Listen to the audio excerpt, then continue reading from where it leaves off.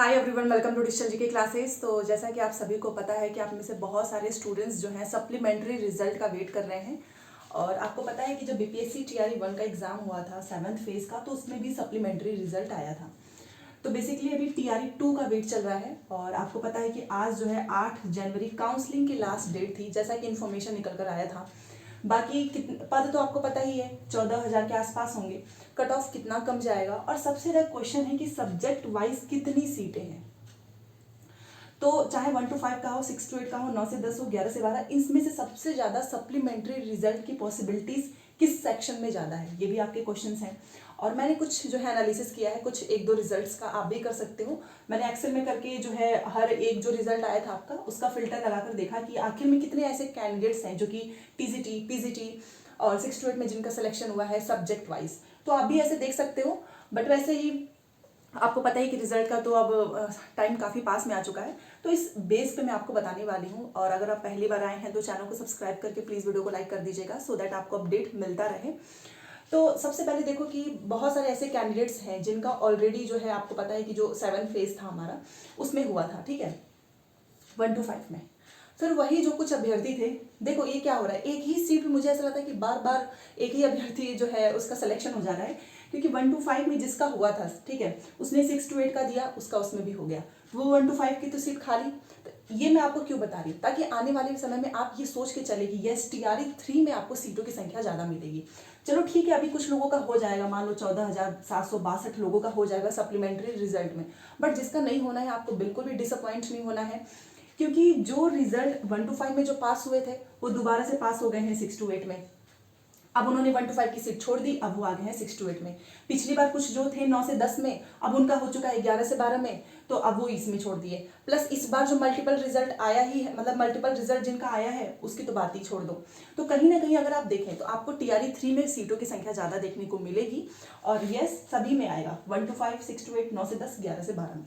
ठीक है, ये मैंने आपको क्यों बताया है, क्योंकि यही हो ही रहा है। जो पास हो चुका है उसका रिजल्ट बार बार आ ही रहा है। हाँ, ये है कि कुछ लोग एक एक दो दो नंबर से रह गए हैं, उनका हो सकता है, पॉसिबिलिटीज है सप्लीमेंट्री रिजल्ट में आने का। तो सबसे पहले मैं आपको बता देती हूँ कितना आने वाला है, 14,762। और ये नंबर किस बेस पे है, तो मल्टीपल रिजल्ट पे आ रहा है। ये नहीं कि जो लोग नहीं ज्वाइन कर रहे हैं, जो फेक अभ्यर्थी पकड़े जा रहे हैं, उस पर कोई भी आपका सप्लीमेंट्री रिजल्ट नहीं आएगा। वो जो है आपका जुड़ेगा टीआरई 3 में।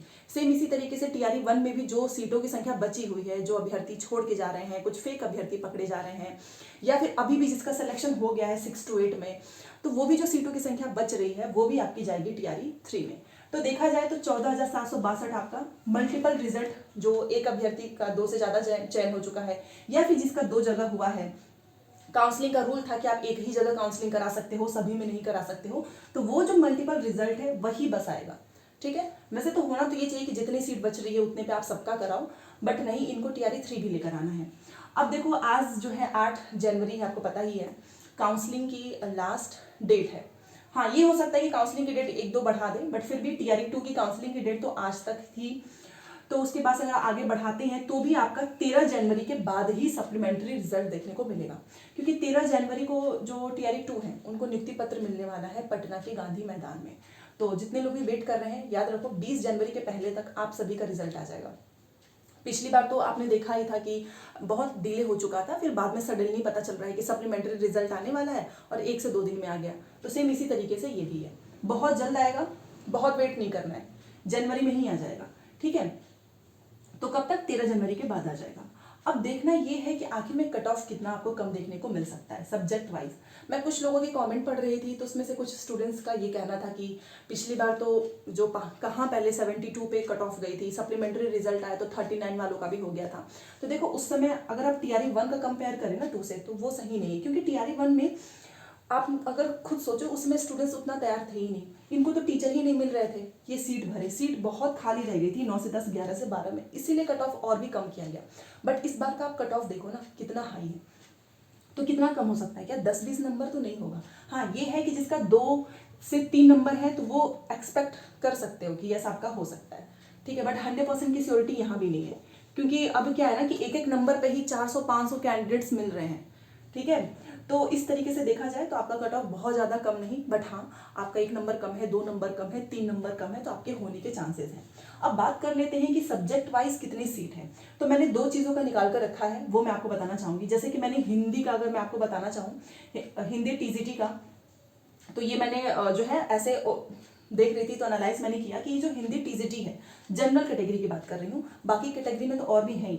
तो मैंने देखा कि जो जनरल कैटेगरी के 1200 रिजल्ट्स को मैंने चेक किया, तो उसमें से जो 357 थे ना, मैं यूआर की बात कर रही हूँ, 357 ऐसे कैंडिडेट्स हैं जिनका टीजीटी में भी हुआ है, पीजीटी में भी हुआ है। अब इन्होंने काउंसलिंग कहाँ पर ली है? एक जगह ली है, ठीक है। तो ये ऐसे मतलब इतनी सीट तो आपकी, मैं अगर हिंदी टीजीटी की बात करूँ उसी में है 357, ठीक है। तो ये एक एनालिसिस मैंने किया, वो भी कैटेगरी वाइज, तो मतलब इतना तो हम एनालाइज नहीं कर सकते एनालाइज, बट यस मैंने टीजीटी का किया है, एक कैटेगरी का किया है, क्योंकि सभी का करने लगेंगे तो बहुत टाइम टेकिंग हो जाएगा। वैसे भी रिजल्ट तो आ ही रहा है, बट आपको बताना कि सब्जेक्ट वाइज बहुत सारे ऐसे कैंडिडेट्स हैं जिनका टीजीटी पीजीटी में सब जगह सिलेक्शन हुआ है। ये हो गया। दूसरा मैंने 6 to 8 9 से 10 11 से 12 का जनरल ईडब्ल्यूएस का मैंने किया, तो उसमें मैंने देखा कि 721 ऐसे अभ्यर्थी हैं, और ये आई थिंक इंग्लिश का है। तो उसमें मैंने देखा कि 721 हैं जिनका तीनों जगह हो गया है, ठीक है। 721 जनरल ईडब्ल्यूएस दोनों का मिलाकर, ये मैं इंग्लिश सब्जेक्ट की बात कर रही हूँ, ठीक है, कि उनका 6 to 8 में भी हुआ है, 9 से 10 में भी हुआ है, 11 से 12 में भी। तो ये कहाँ जाएंगे?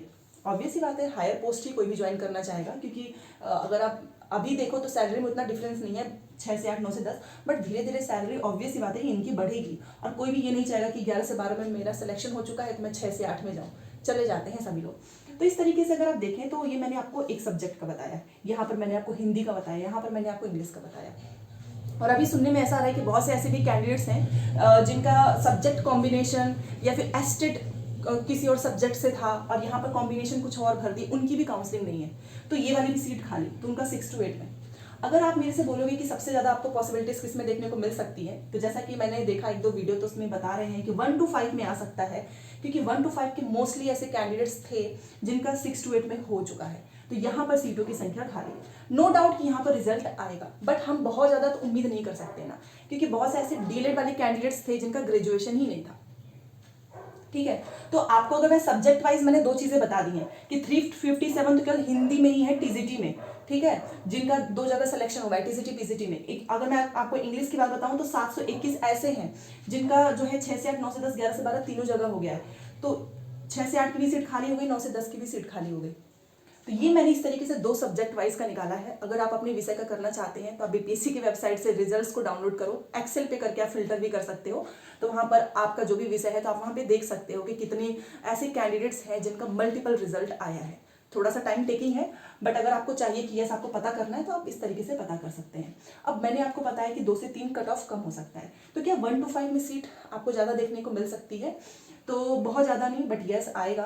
और रही बात 6 से 8 9 से 10 11 से 12 में भी, तो 6 to 8 की पॉसिबिलिटी ज़्यादा है सप्लीमेंट्री रिजल्ट आने का, क्योंकि 6 से 8 के मोस्टली ऐसे कैंडिडेट्स को मैं जानती हूँ जिनका सिलेक्शन किसी का 9 से 10 में हो गया है, किसी का 11 से 12 में, और उन्होंने 6 to 8 में काउंसलिंग नहीं कराई है। तो यहाँ पर भी डिपेंड करता है सब्जेक्ट के ऊपर, ठीक है। तो आपको 1 to 5 में देखने को मिल सकता है, 6 से 8 में, 9 से 10 में भी, हाँ 11 से 12 में पिछली बार के कंपेयर में उतना नहीं, बट यहाँ पर भी आएगा, बट रेशियो तो यही है कि आपको 6 to 8 9 से 10 में ज़्यादा देखने को मिलेगा, ठीक है। तो चलिए ये मैंने आपको इसलिए बताया है ताकि आपको ये ना लगे कि पता नहीं आपका होगा या नहीं, क्योंकि बहुत सारे ऐसे कैंडिडेट्स हैं जो बोल रहे हैं कि उनका बस 1 नंबर कम है, वो टीजीटी हिंदी से हैं या फिर वो 6 to 8 के सोशल साइंस से हैं या फिर किसी विषय से हैं, तो आपके चांसेस पूरे हैं। वैसे भी पिछली बार के कंपेयर में तो ज़्यादा ही है, 2000 तो नहीं है, कम से कम एटलीस्ट 14,000 है, पिछली बार के कंपेयर में ज़्यादा है। तो अगर 15,000 का इसी बार चयन हो जाएगा तो ये शांति से सुकून से रहेंगे कि चलो अब टीआरई 3 की तैयारी नहीं करनी है उसी चीज़ की, हायर पोस्ट के लिए तो आप कर ही सकते हो। तो ये मैंने आपको अपने एनालाइज करके बताया है, बाकी आप भी कर सकते हो। एंड जो भी क्वेश्चंस हो आप प्लीज़ कमेंट करके पूछ सकते हो। सीटेट की क्लासेस मैराथन चल रहा है तो आप ज्वाइन जरूर करें। मिलते हैं नेक्स्ट क्लास में। Thanks for watching.